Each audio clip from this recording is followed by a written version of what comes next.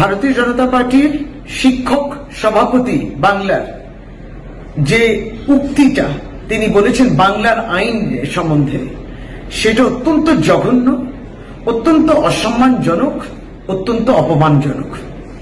বাংলার আইনকে তিনি বলছেন সোনাগাছি যারা সেক্স ওয়ার্কার আছেন তার সঙ্গে তুলনা করেছেন। আপনাকে কে হক দিয়েছে, কে অধিকার দিয়েছে বাংলার সেক্স ওয়ার্কার্সদের কিংবা সোনাগাছি সেক্স ওয়ার্কার্সদের সম্বন্ধে এই রকম উক্তি, এই বক্তব্য রাখার কে অধিকার দিয়েছে আপনাকে?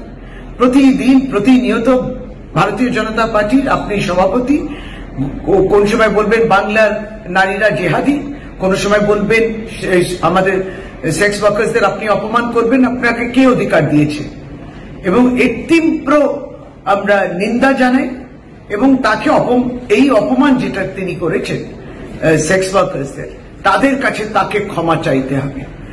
আপনি ক্ষমা চেয়ে নিন সুকান্ত মজুমদার, এই ধরনের আপনি যে বক্তব্য রেখেছেন তার জন্য কিন্তু তারা অত্যন্ত অপমান বোধ করছেন। এটা হওয়া উচিত না, এটা অন্যায় এবং আমরাও তৃণমূল কংগ্রেসের পক্ষ থেকে তীব্র নিন্দা করি, প্রতিবাদ জানাই।